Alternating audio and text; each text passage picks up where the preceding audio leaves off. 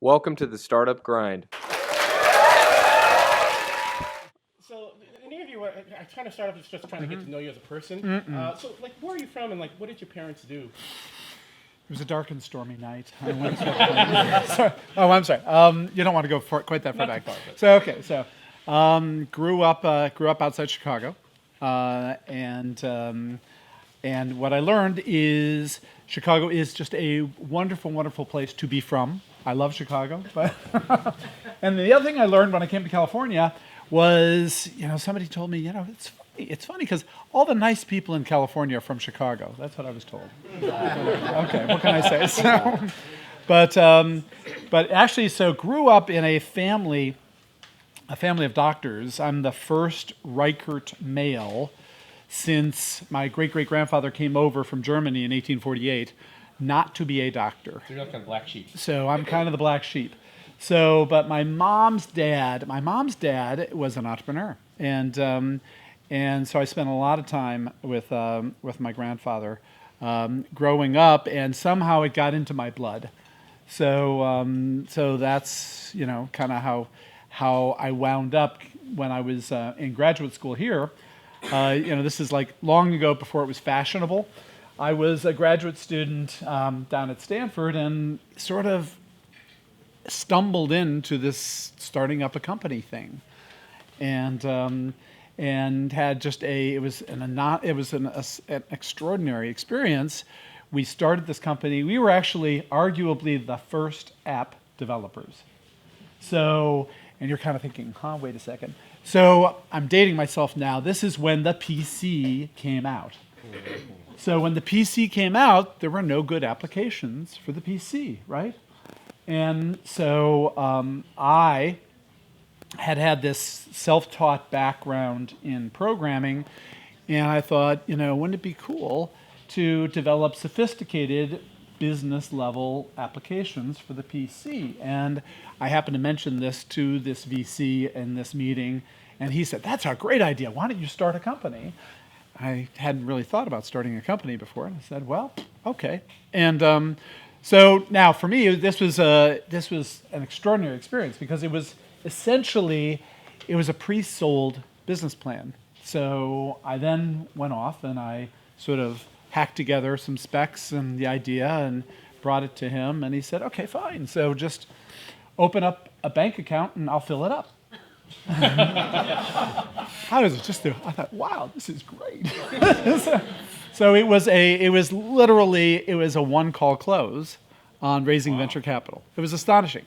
So so back then we wound up in his conference room in Silicon Valley, trying to hack together the launch, and one thing led to another, and it wound up just being spectacularly successful. Oh my God, this is so easy. This is amazing, right? So back then, but though This is the one you took public then? No, it isn't. No, it isn't. Okay. So this is my first company, and so the first reality check experience I had was, after we start the company, we get going, and my buddy and I, I'm the CEO and he's the CEO, and we're whatever, and the VC said, "Well, you're a little young, you're a little, inexperienced. I think we want to bring in some savvy, experienced, executive talent, right?" So we're smart guys. We can do it. Well, so they wound up, they wound up bringing in this old fart, this guy who, he was like 35 or something like that. And we were, and we were saying, okay, fine, you need some whatever. So, but it wound up, and his name is Mike. Mike was, extraordinarily valuable, and Mike was the reason it took off, and then we crashed and burned. So I was, so it was like up until the last minute. It's a longer story, but we just hit a wall, and so I turned to my then fiance, and I said, I think I've just lost more money than I'm ever going to make in my life. and so the good news from my point of view, bad news from her point of view. She's now my wife. We have 3 beautiful children, and so she married me anyway. All right. Go figure. Keep her. Go figure, right? So, So from there, yes. so you had to do this crash and burn. Yeah. So the What great was thing it? about Silicon Valley is you crash and burn, you kind of dust yourself off, and you tell the good part of the story, right? You don't tell the bad part of the story. And so I wound up going into with another buddy to restart a company that was struggling. So there was this company called the Learning Company, which had started several years before and looked like it was going to be very successful, but then hit some bumps in the road and was stumbling along. And the board was about to pull the plug when one of the board guys said, "What the hell? We still have 1.2 million in cash in there. Let's give it another shot." And so I went in with a buddy of mine, and we kind of looked at what was going on, and it was insanely mismanaged, and our timing was good, and so we went in and just did some pretty basic blocking and tackling, and that we took public. So we took the Learning Company public. We had, interestingly, so this is 1990, and we had, what did we have? We had 12 plus million going on 16 million in revenues, and we took it public for $60 million. I mean, but you couldn't do that today, right? That would be, you're just starting, right? You're just starting. So but the market was with us, and then what wound up happening is another company acquired the Learning Company and then did a private equity play, rolled it up with a bunch of other companies, and then they sold it to Mattel. Sold the Learning Company. They kept the Learning Company as the umbrella brand. Sold it to Mattel for $3.6 billion. And I'm going, oh, Jesus, I sold out early. So I didn't get any of that. So I think But, your yeah. track record is two companies public, and I think, as you said, 2 that you crashed and burned. Right. We don't have to go through all of this. That's On your enough successes scars. and, Yeah. Okay. Successes, like what was successful, or what Yeah. do you think was the ingredients for the successful ventures versus the crash and burn? Yeah. Yeah. What was the difference? Well, it's interesting. It was actually much later that I realized what the difference was, and the difference was characterized by Peter Lynch, who ran the Magellan Fund, right? And he said something at the National Venture Capital Conference that just slammed me, which was in a epiphany kind of moment. And his comment, he was at that time, he was considered to be the most successful investor in the U.S. And when he was asked in a fireside chat like this, God bless, but he was asked, so what's the secret to your investing strategy? And he said, well, the trick is I only invest in companies that any idiot can run. And I was like, huh? Really? He said, yeah, if it's so complex that you need rocket scientists to run this business, almost certainly something's going to go wrong. So, and I thought, wow, that's really interesting. And so if I compare the successes and the failures, the successes were really straightforward. I mean, what we did with the Learning Company and what we did with Academic Systems was pretty straightforward, simple execution. We didn't get too clever. We weren't trying to reinvent everything. We were just designing and building and offering the best products and services on the market and taking good care of our customers. It's really, and I thought, yeah, That's the ones that crashed and burned were cooler. They were, I'll tell you, I gotta tell you the short story of the second one that crashed and burned. So a group of us got together around this idea. This is now 1991, right? So I took, learning company went public. I've got this entrepreneur thing down. I know how to do it, right? So let's do something interesting. So a group of us got together around this idea. Are you ready for this? Imagine this. So this is 1991. And we're thinking, wouldn't it be cool if you could build a computer where all you had to do was just touch the screen to interact with it? No keyboard. It was just a nice... Get out. It's free stuff. Wouldn't that be cool if you could design a computer like that? So we did. And we built this, we had this unbelievable team out of DEC that had digital equipment. For those of you who don't know what digital equipment was, never mind. But in any case, these guys, literally the software team, had built the software for the war room in the basement of the Pentagon, which was contracted to DEC. These are really, really smart guys.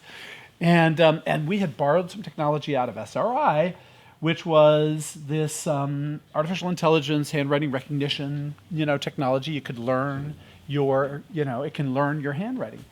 And we built this prototype, and it was the coolest thing on the planet. And I went around with this prototype, and I went to engineering firms and architecture firms and stock trading firms and law firms and consulting firms and real estate firms and, all these. Could you imagine? Wouldn't it be cool if you just had to carry around this, we called it the portfolio. We called it the portfolio. We didn't call it the iTablet or iPad, but we called it the portfolio. And everybody would look at it and go, "Whoa! Can I try that? Can I try that?" And everybody was astounded. And so we said, "Well, so how many of these do you think you'd buy for your company?" They said, "Well, I'll buy one." I can't afford to buy a lot of these things, and because back then. It was extraordinarily expensive to get a touchscreen manufactured in Taiwan. It was like $1,200 for a 10-inch screen, just for the screen. And then you had the computer underneath, right? So we're thinking, we can kind of sell it for break even at, $49.95 or something like that. But that was just crazy expensive to buy a lot of them. But, and so we thought, crap, what are we going to do? So back then, we did not know this term, but we pivoted, So, so one of the engineers came in. One of the engineers came in, and he dropped his Filofax on the conference room table. Okay, anybody here know what a Filofax was? So, right, we're all dating ourselves. So, back in the old days, you used to, keep your dates and your contact lists and, your calendars and your notes in this little thing that was made out of paper, right? And and you would carry it around and you would stuff things into it and all that stuff, right? So the engineer plops it on the table and says, "Okay, what if we do this?" And we're kind of looking, I'm going to say, so we just shrink it down so that it's, it's much smaller. Because, of course, the cost of the screen shrank with the square of the diagonal, right? Everybody knows you, right? Okay, right? So the cost of the screen shrinks down. So we invite all the VCs. So we figured it out. We can introduce this thing for $8.95. A special purpose touchscreen device for your contacts, for your notes, for your calendar, And that was our big idea. And so we bring in Sequoia, and we bring in U.S. Venture Partners, and Bill Gates came in, and everybody looked at it and they said, "That's not a real computer. What are you talking about? Are you kidding?" So we're staying up all night building these prototypes, and nobody will fund us. Because it wasn't a real computer. It was a toy. And so we hit a wall at 90 miles an hour. That was it. So our engineering team went off, got recruited over to Apple, and they built the Newton.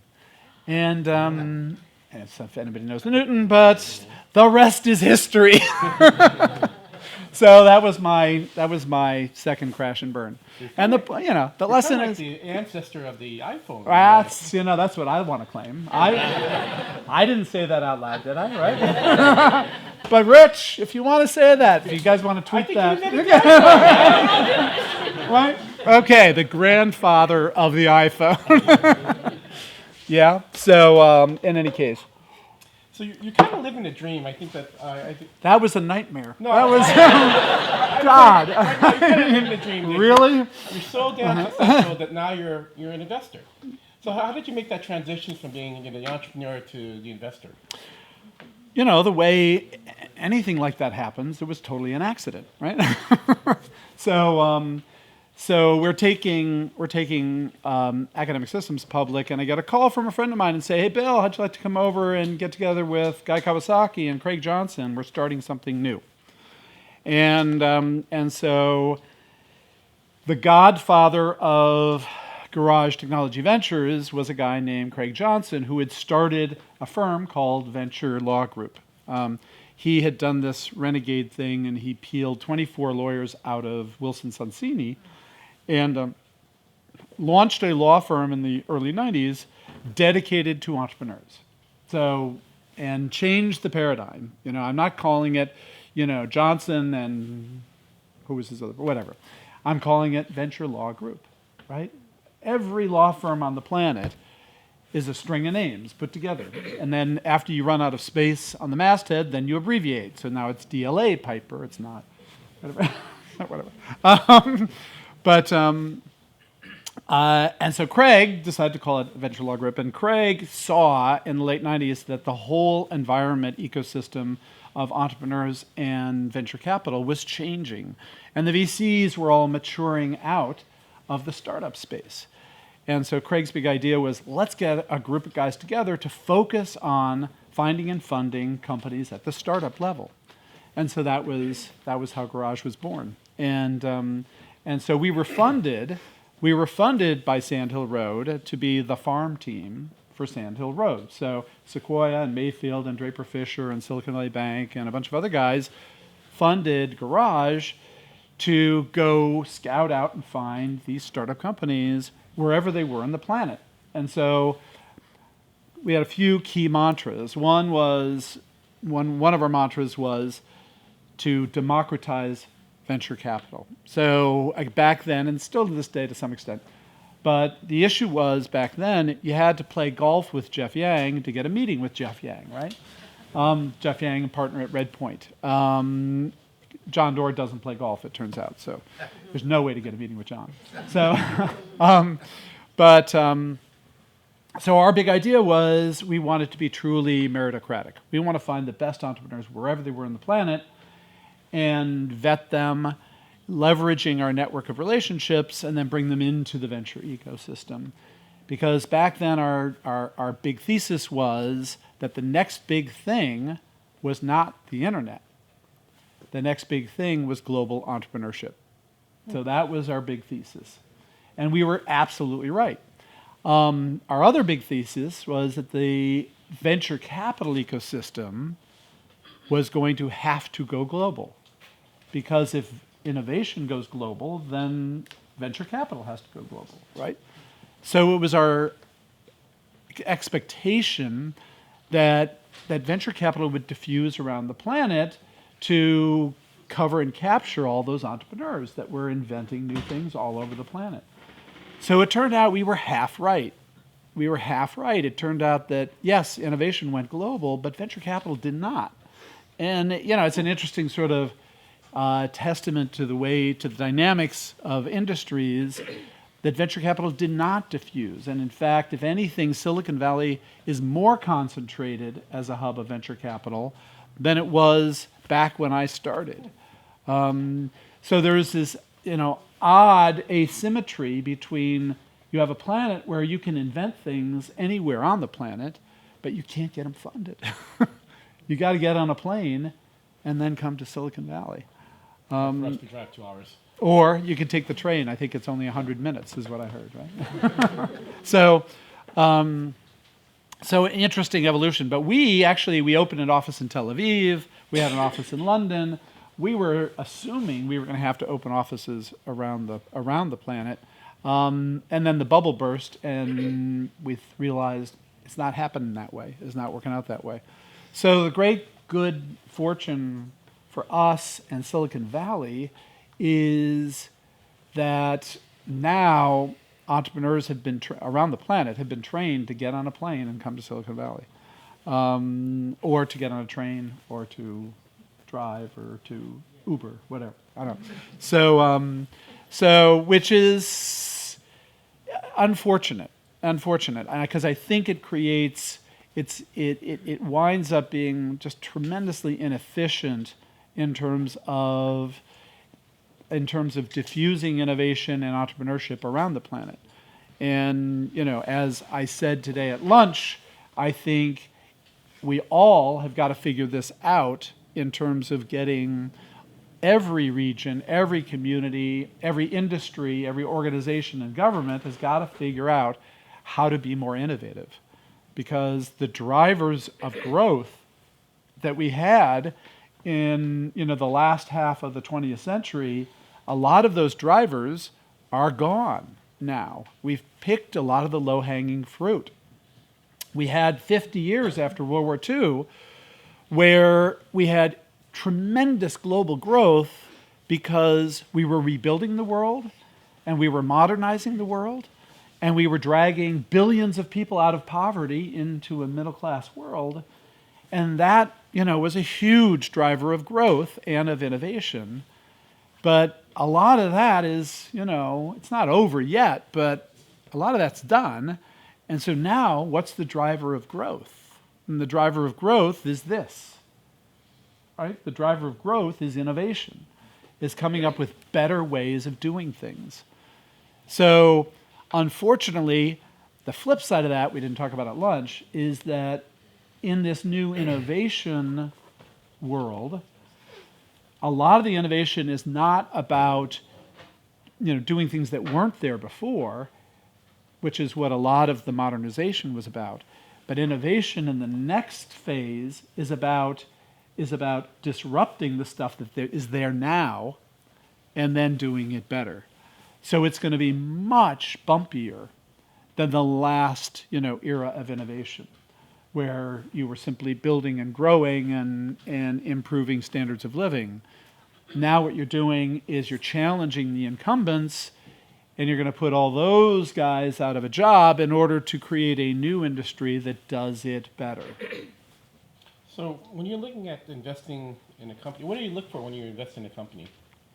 So we're focused on companies that have a novel technology, that has a sustainable competitive advantage, that it's not easy for two graduate students to hack together and replicate over the weekend. So novel technology with sustainable competitive advantage that can make a dent in the sector that they're going after. And that relates then to the dynamics of the sector. So depending on the sector, your ability to penetrate it and to make a dent is harder or easier. So that's kind of the framework we use to approach any company we look at. We do not have a sector thesis. We haven't decided big data is the next big thing, or machine learning is the next big thing, or virtual reality. We don't look at it from that lens, and in fact, to some extent, our attitude is, if it has a label, then we may be too late. If it has a label, probably it's been overfunded, and probably it's hitting one of the bumps in the hype cycle. So we try to avoid, investing in things that have gotten too hot, because we're a small fund and we don't have the, if we were Andreessen Horowitz or Sequoia, we could just kind of plow money into it. But we don't play that game. So we don't play, there are a bunch of things we missed, because we don't play that game. Can you give us some examples of companies that recent investments that sort of fit your model that you could talk about? Yeah. So just to roll backwards. So the one, so you're always most juiced about the company you're talking to today, right? So that's the So, and I'm just really juiced on this company. So this is a company that is, what can I say out loud? This is a company. This is a company. It's spinning out of a national laboratory, and they have figured out a technology that enables you to do 3D printing of metal parts 100 times faster than the fastest machine currently on the planet, which costs roughly $1.5 million. So they're going to accelerate your ability to print, new parts for a jet engine or for a rocket or for a plane or for a car or for a medical implant or a hip or a knee or whatever. They're going to increase the speed with which you can print it by a factor of over 100, which directly then ties back to the cost of that part after you print it. So their goal is to reduce the cost of 3D metal parts by a factor of 100. Wow. Which would be pretty cool. That would be really cool. So that's my meeting tomorrow night. So yeah. Then the most recent company we funded. So we funded, actually, this has his Sacramento connection. Hey. So the most recent company we funded is a company called Voke VR. Voke has algorithms that enable them to take multiple three-dimensional images, stitch them together into a high-definition 180-degree image, and stream it out real-time with roughly a 300 millisecond delay. So their big idea is to increase audience engagement by enabling you sitting in the stands here at the King Golden One Center. Is that right? Okay. What? Golden one. Golden One, right? Right. See, okay, I got it. So they actually have done a couple of Kings games. And where the big idea is you can then look, so you can watch the action while you're sitting in the stands. You can watch the action from different perspectives. So they put a 3D camera at each end of the court. Now, you don't want to be sitting there with Oculus, you're not going to do that, right? So that was their big insight, which was to say, we've got to be able to play on any device, a tablet or a phone. And so you can be sitting in the stands and see the action on your phone real time from all these different perspectives. And then, when Steph Curry is up here and he shoots a half-court shot, you can, which of course the camera missed because the camera was focused on something else, you can actually then you can rewind, change your perspective, focus in on Steph, and watch the half-court shot on your phone. You can do your own instant replays, slow-mo from all these different perspectives. So that's their launch product. The core of it is this technology that enables them to do the capture, the codec, and the real-time streaming real-time. That's the core. And then they stream a left eye and a right eye. You're only looking at one eye when you look on this. But if you happen to be at home and you happen to have whatever you've got, a 3D VR headset, you can use that to get it in 3D and do the exact same thing. So that's cool. That's really cool. And so there's a core technology there that we think is applicable to a lot of media types of applications. And we'll see how the VR thing plays out over time. So they're not dependent upon everybody having a VR headset. So then the one before that was a robotics company, right? All over the place. So we invested in a company called Nightscope. I don't think they have anybody up here, any robots up here. So they've built this beautiful, cuddly, 5-foot white robot that is a security robot. It's not actually that cuddly, but it's so their big idea is it is an autonomous robot, so you don't have to drive it. It is smart about where to go when, and it's designed to patrol campuses at night, basically. And so, any big campus, whether it's a corporate campus or a mall or an airport or a academic campus or whatever, it will patrol it at night, and there's an operations center that connects all the other security stuff together.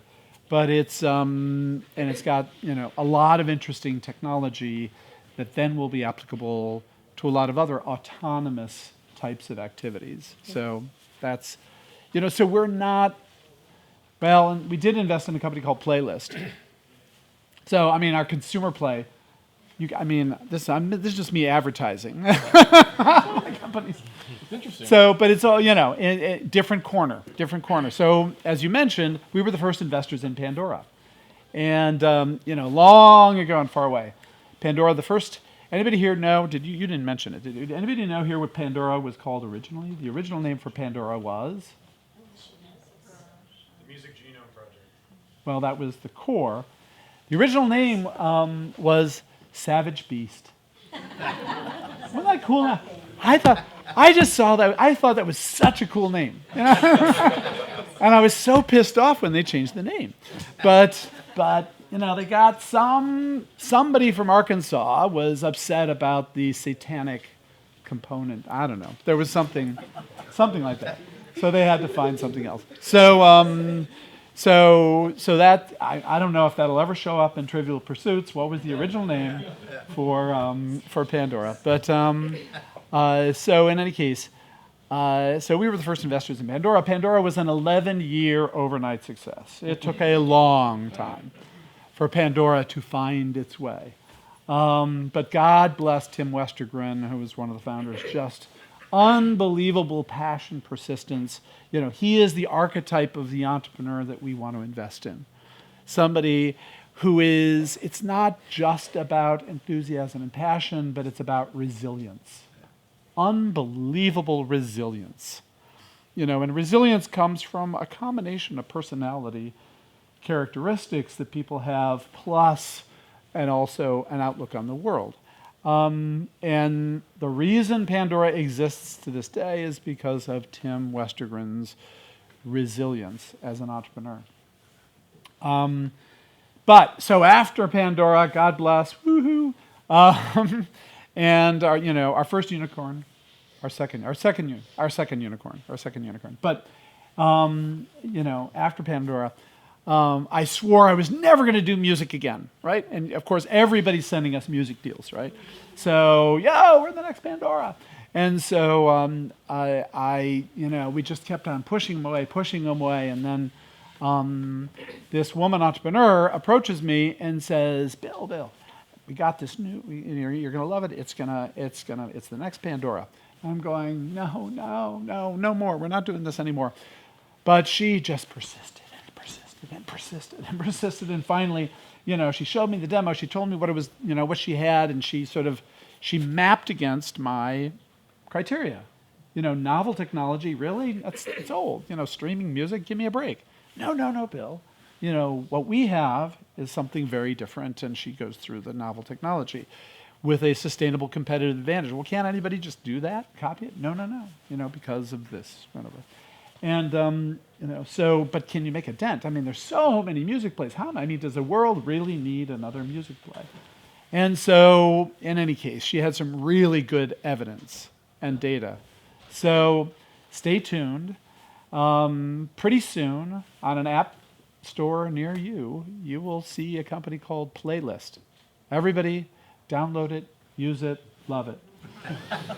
So you just recently started, maybe not maybe about a year ago, like F50. Can you talk about F50 and what that's about? So F50, it was about 3 years ago, we got this thing going, and a group of guys who had started the largest meetup in Silicon Valley entrepreneurs, were trying to think, okay, what else can we do with this? And so we had a series of breakfasts around the idea of in essence, trying to do what I think of as sort of Garage 4.0, which is this idea that the traditional venture capital model is not scalable. The idea of having 5 guys in a pot of money And by the way, it's almost always 5 guys. But the idea of having 5 guys in a pot of money, sort of picking winners, is a tough model. And there's no leverage in it. There's no inherent advantage in it. And maybe if you have more money than God, like Andreessen Horowitz or whatever, you can do something different than everybody else. But it's seemingly such a flawed model, right? I mean, especially if you are one of 1,000, venture funds, in Silicon Valley. And so the big idea of F50 is to build a network outreaching to investors around the world, a network of global investors that includes strategic investors, corporate investors, financial investors, angel investors, family offices, whatever, around the world, and using that and then having outreach to startup communities around the world, in Silicon Valley and around the world. And so F50 has partnered with, for example, Google for Developers, and with Y Combinator and 500 Startups and StartX and all these different startup communities. And so the idea is to build a community that you can use to bubble up the best companies as they thrash their way through the seed process. And then as they emerge with some indication that they're successful, that they actually can execute, then converge on them and then help them get to the next level. So part of the thesis behind F50 is there's lots of support, there's lots of money at the seed stage. And I know for a lot of entrepreneurs it doesn't feel that way. But the reality is there are so many sources of seed funding. Every accelerator and incubator and blah, blah, blah. There's all the seed money flowing around. It's really hard to pick a winner, in that environment. So the thought of F50 is let's take the graduates. Let's take the guys that graduate from Y Combinator or 500 Startups or StartX or out of Runway or Rocket Space or having raised angel list money. Let's take the graduates and then bring together a combination of investors, financial and strategic, geographic, industry investors that are appropriate to accelerate the growth of those companies in the Series A and Series B. So, so that's the big idea of F50. What advice would you give to an early stage startup in regards to generating funds or raising funds? Well, my standard advice, again, having spent the front end of my career as an entrepreneur, the best way to fund your company is with revenues, right? I mean, the best way is to get customers. If you can get customers, that's the best way to fund your company. Then, if that doesn't work, and so ideally you design a business model that enables that to work, right? Ideally, but not all business models work that way. Some companies actually require a fair amount of capital to build, particularly if it's hardware, to build out the technology. And so then the question is, where do you find that money? And again, the best way to get funding if you're in that circumstance, the best way to get funding is go find prospective customers and or potential strategic partners and get that endorsement or get somehow that indication of validation. And then if you got that, then you can go to the various venture funding sources and you will be head and shoulders above your typical seed company that has not done that work, that has not, lined up that level of validation. So that's sort of my core recommendation to, entrepreneurs, no matter what the environment. I mean, certainly that's critical in a down environment or a soft environment, whatever you want to call this new space we're going into, where it feels like money is flowing not quite as as much as it was a year and a half ago.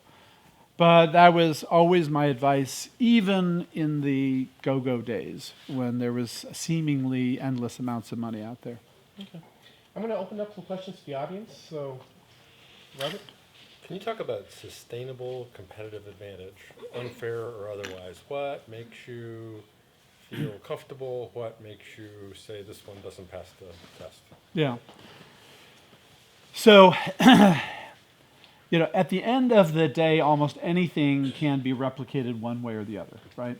So, there are relatively few counterexamples, but actually these guys with the 3D printing, I'm not sure anybody can replicate that. I mean, this is tens of millions of dollars of our taxpayer money that went into extraordinarily esoteric technology with a bunch of PhDs who, it's going to be hard to replicate this thing. But in most, that's a rarity. In most cases, on the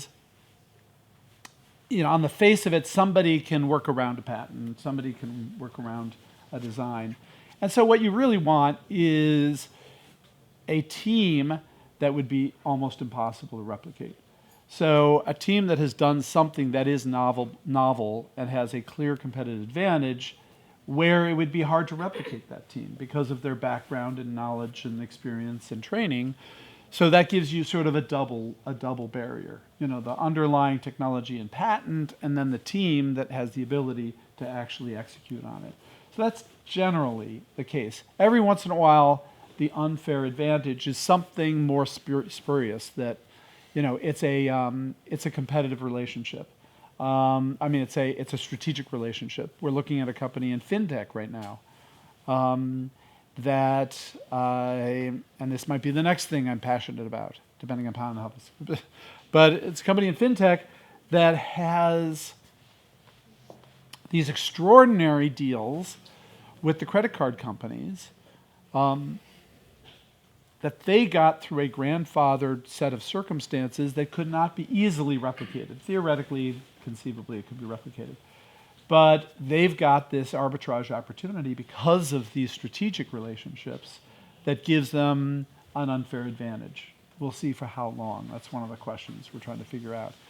So you really, really, really, you really want to have an unfair advantage. And this is something that, again, most entrepreneurs are not very good at articulating. And then I don't know if you want to get into this, which is my recommendations on how you pitch.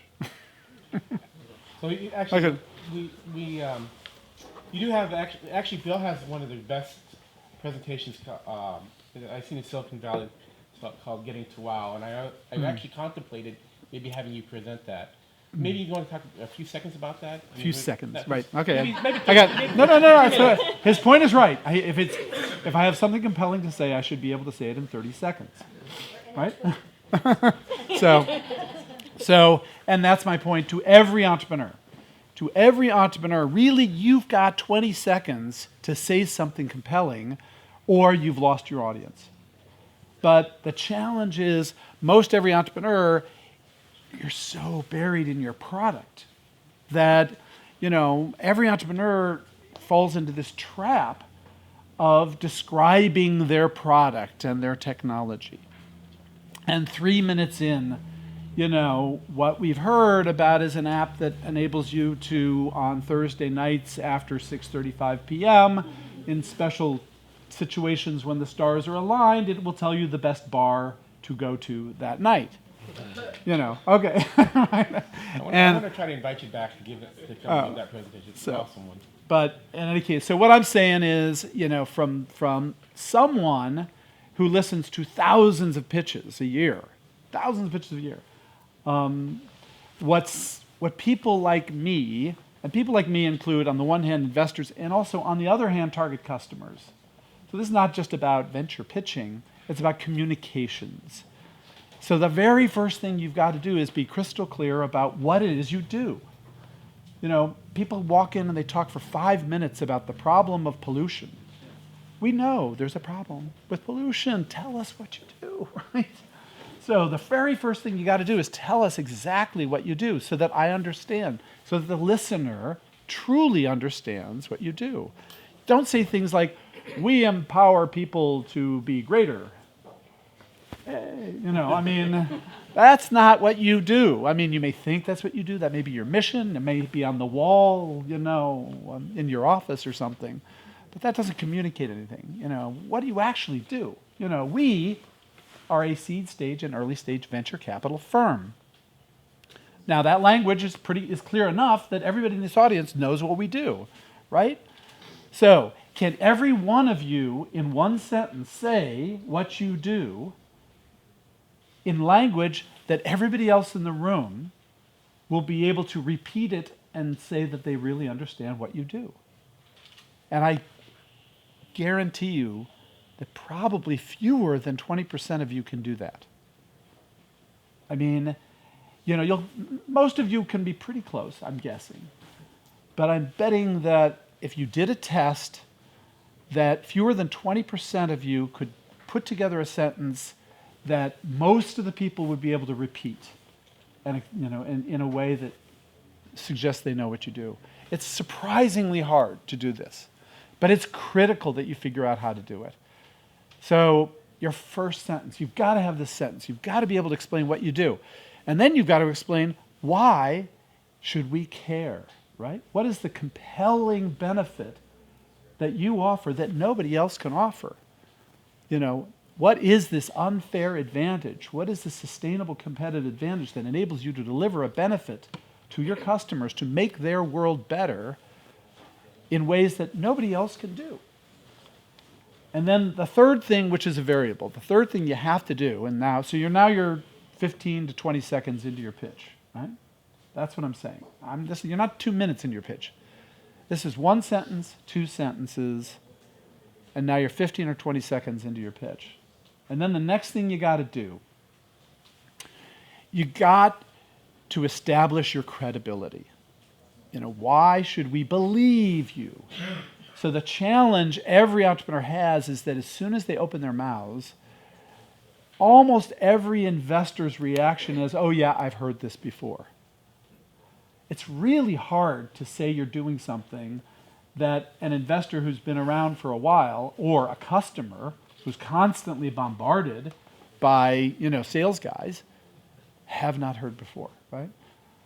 So your third sentence, I'm saying, the next thing you got to do is say, you may have heard about people doing things like this before. You may have heard of something like this before, but unlike those other guys you've heard of, what we can do is this, because what we do is this, as is proven by the fact that the Sacramento Kings picked our technology to be their audience engagement virtual reality technology. So you should be able to do that in 30 seconds. Every entrepreneur on the planet should be able to do that in 30 seconds. And now you might be in a circumstance where, maybe you have to vary this or do it differently, but fundamentally, you're going to get asked those 3 questions if you're an entrepreneur. What do you do? What do you say? We empower people to be greater. No, that's... So what do you do? What is your compelling value proposition? What is your compelling benefit?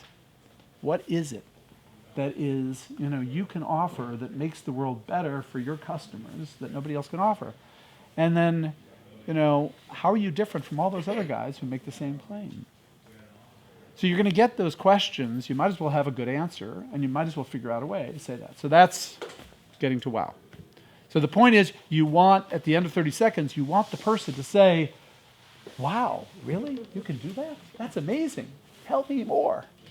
As opposed to, okay, fine, how much longer is this meeting? Oh. Right? So, I'm sorry. Questions? We had a question back. So thank you for that description, because it basically made me realize everything I've done right and done wrong when I've pitched people over the last 2 years. Okay, I hope it's more right than wrong. I'm not funded yet. So. Okay. But, I understand now why. Okay, good. Okay. But Oh, that was that was the question. Okay. no, that was thanking you. Right.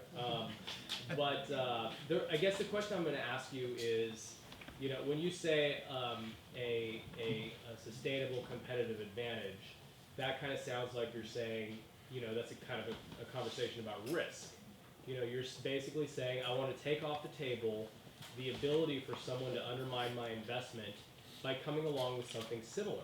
Mm-hmm. So I guess what I'm wondering is, if you're investing in seed stage, Mm-hmm. you're not in the scaling up round. You're inherently in the risk stage. Mm-hmm. So I'm curious about how you evaluate risk. Right.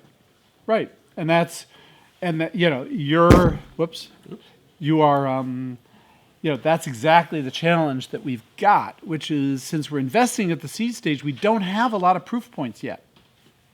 So to manage the risk of that, then we want to have something that protects our investment. We want to know that kind of no matter what happens, there's still tons of risk.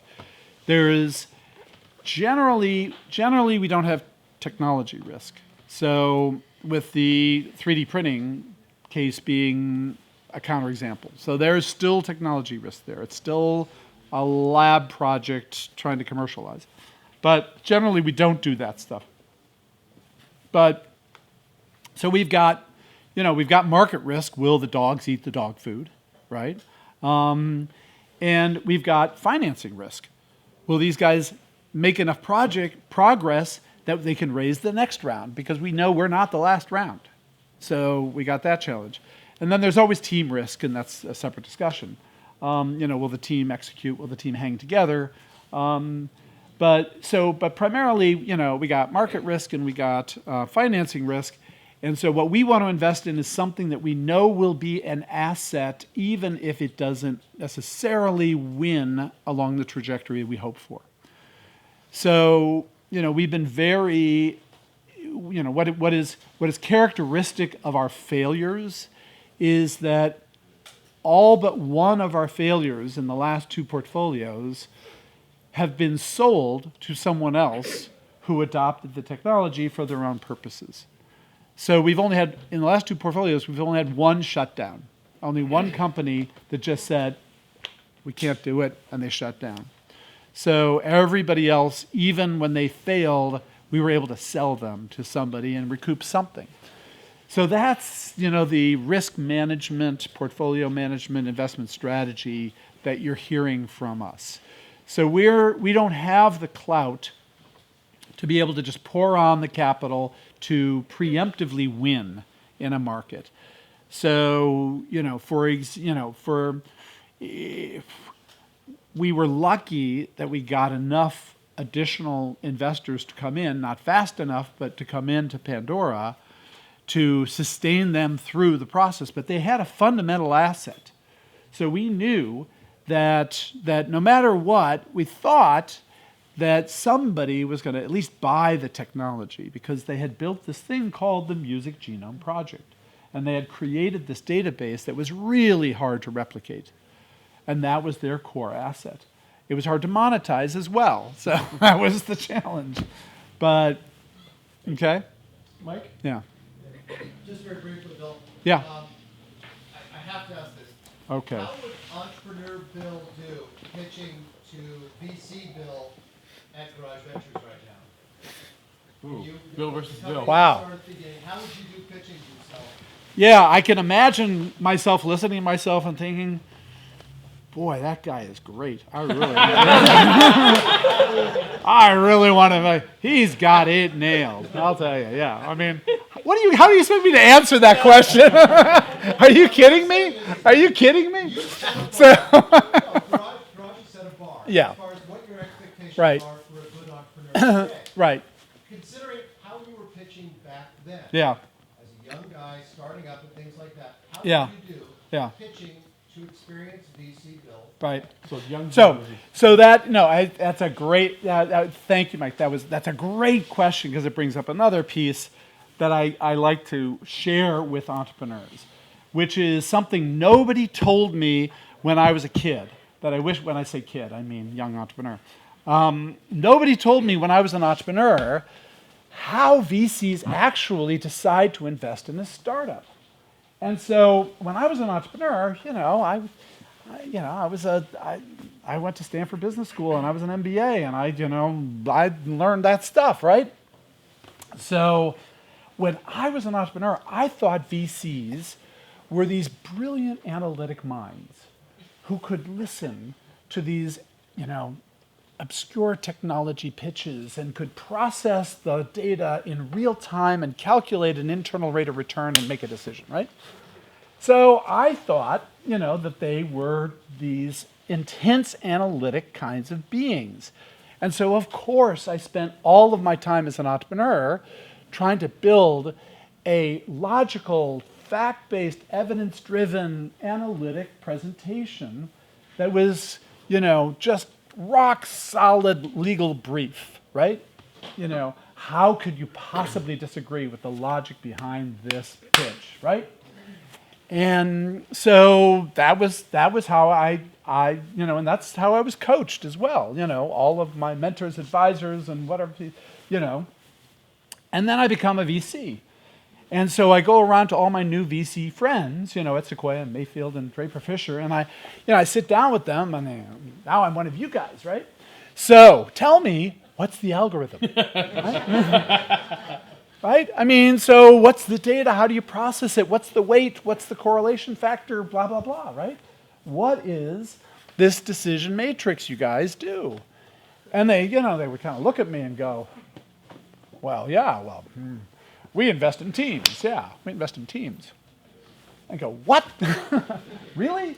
It's okay, so how does that work? Well, it takes a while. It's kind of pattern recognition, right? And so after, 5 or so years, you kind of get it. And I'm going, you have to be kidding me. Really? That's the science of venture capital investing? That's the algorithm?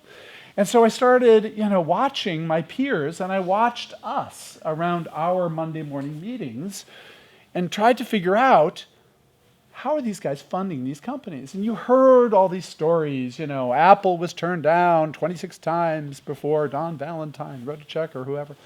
And then, Google went around and, nobody would give them money because who needs another search engine? And so you would hear all these stories about all these brilliant VCs who passed on these obviously brilliant companies, and you kind of wonder, what's going on here? How does the process work? And so as I was watching people invest in companies, I realized VCs do not invest with their heads.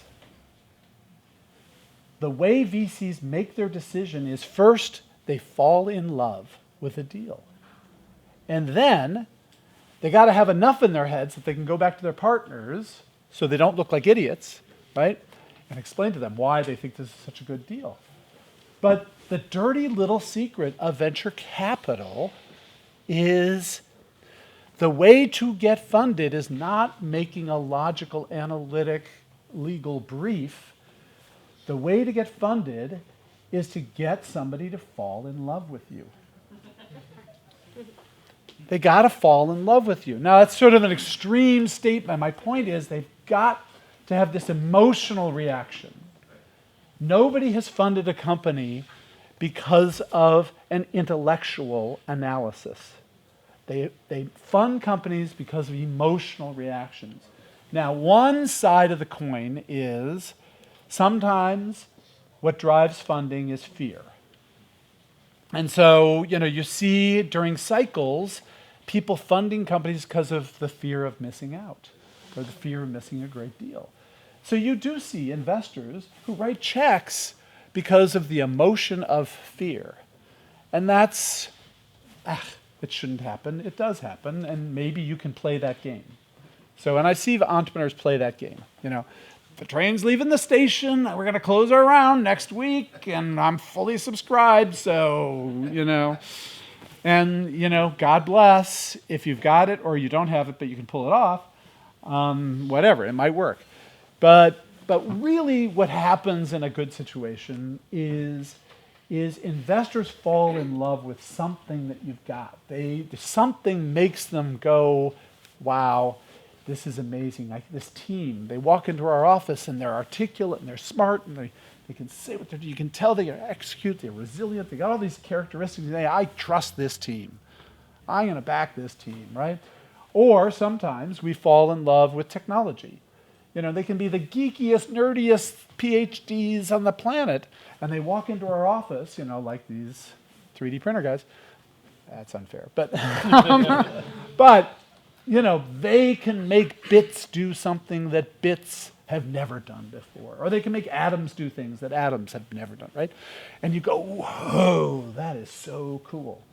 Now we all, we tend to be technology gadget freak types. We all know it's dangerous to fall in love with technology. We've learned as investors, it's dangerous to fall in love with cool technology, but we still do. We still do, and then we rationalize our way around it, right? And then there's the third kind of VC love, right? The third kind of VC love is sometimes we fall in love with a vision, and sometimes a team walks into our office and they paint this picture of how they're going to make a dent in the universe.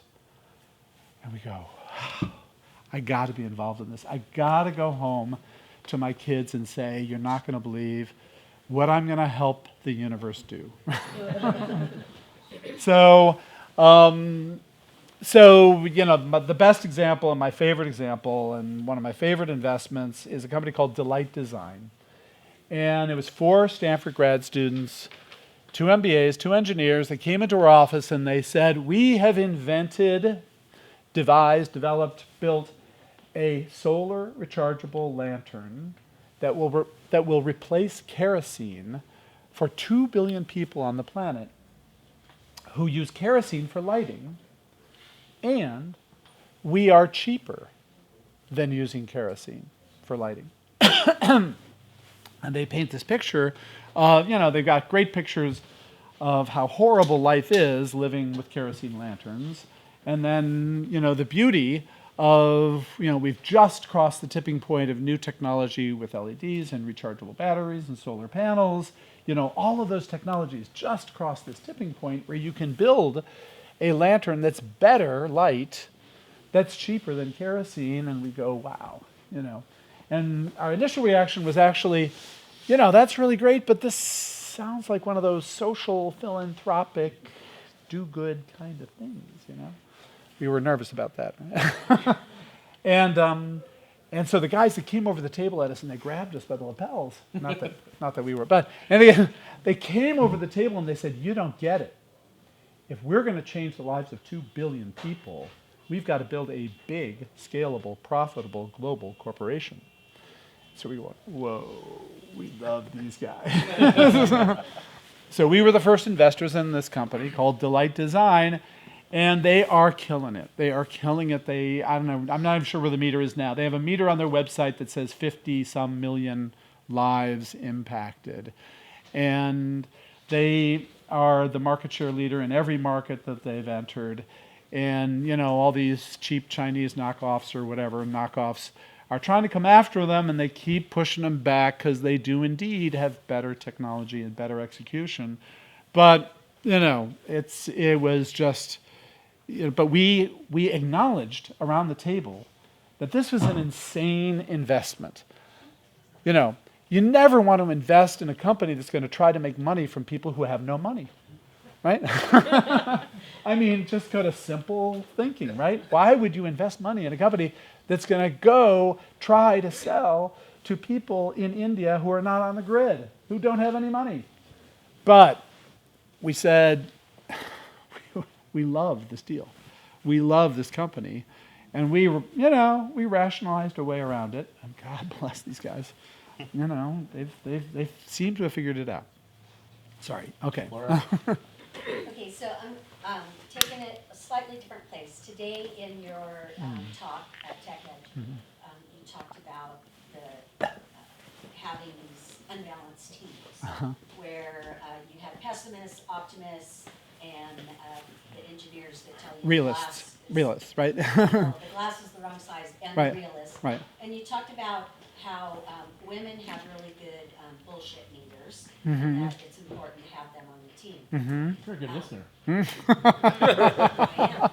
am. So, I think I tweeted all that, but, a few of us ladies, so there are any ladies in the room. I'm sorry, did you just say any ladies in the room? Did you Yes. just say that? Yes, we can say Pretty yes. obvious to me. We can say yes. Okay.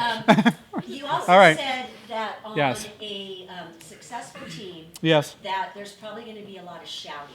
Mm-hmm. And some of us are involved in Right. Women in Tech and other supportive networks. Yeah. That's not really a culture that Mm-hmm. that women enjoy. And some recent statistics showed that 41% of women in tech careers leave them because of the culture, which Yep. could be the bro culture. Right. Women might be naturally a little less assertive than a man. Or Right. if they are assertive, Yeah. they're a bitch. You know, there's all these sorts of things. Yeah. So, Yeah. Yeah. you're there in Silicon Valley. Yeah. We're fighting the battle to Right. have more women in technology Right. careers, which is not just a pipeline issue. It's, Right. I think that, in comparison, the 41% of women leaving, it's 17% for men leaving Okay. tech. So that's a big gap. That Yeah. was a Harvard study.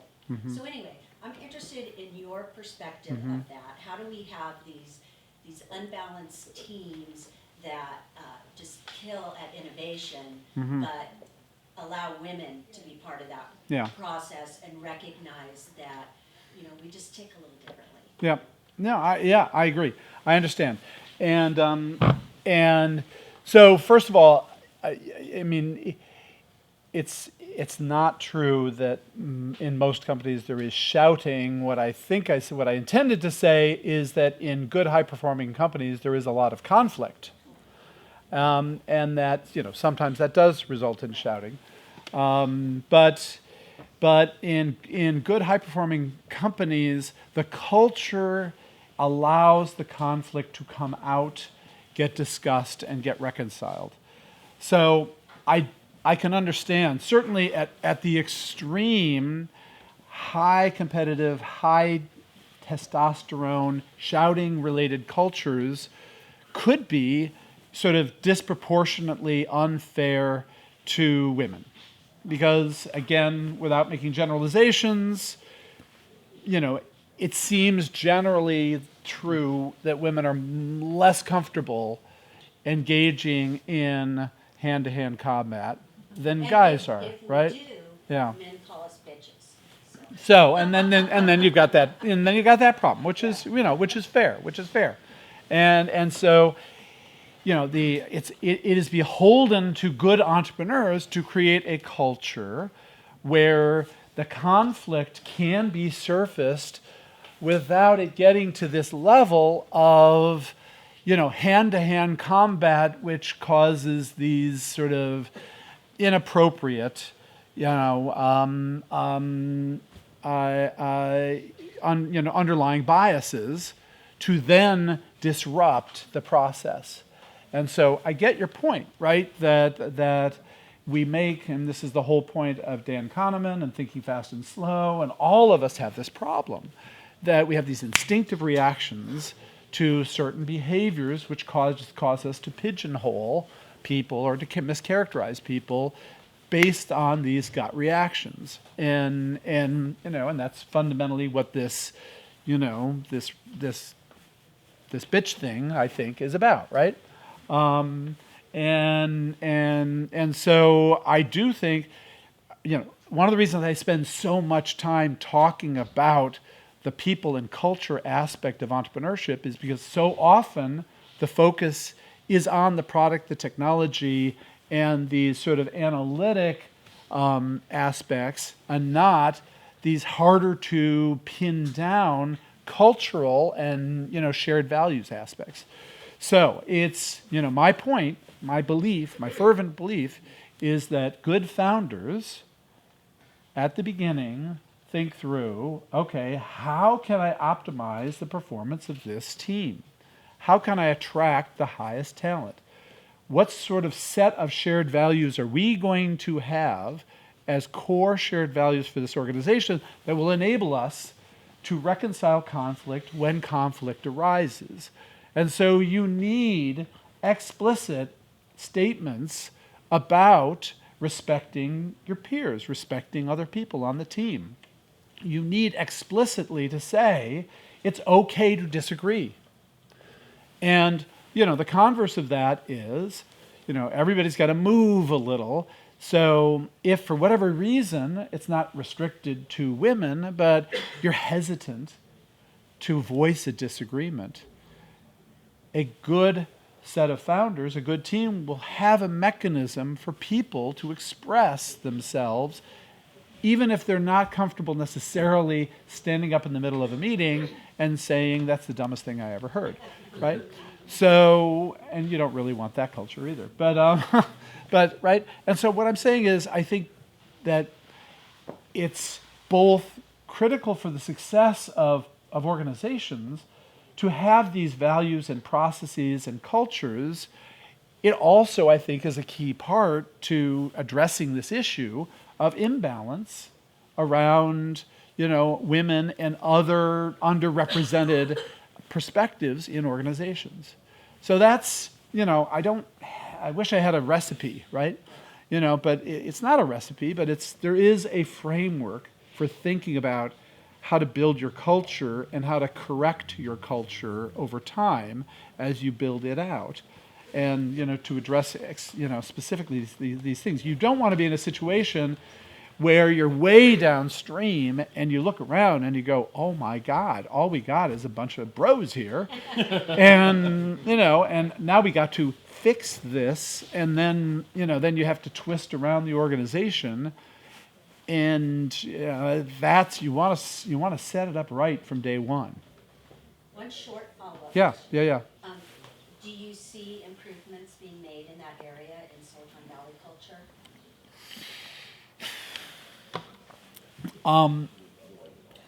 I think it is true that there is a lot more attention being paid. There's a lot more awareness of it. I'm not sure the actual transition has materially taken place yet, but certainly, I think the conversation is happening a lot more, and I think there's a lot broader recognition of this. I'm not getting the phrase right, but these unconscious bias, right? I think there's a lot broader recognition of unconscious bias than there was even 2 or 3 years ago. And that's not the solution, but it's the step. And so I think that's a good thing. But it's we got a long way to go. All right, one last question. Yeah. Donna. So you shared with us that your family has this ancestral trail of doctors, and Oh. you went in another direction. And so with education as it is, with core, with STEM, I'm asking you as a parent in Silicon Valley, how do you raise an entrepreneur? Good question. How do you raise an entrepreneur?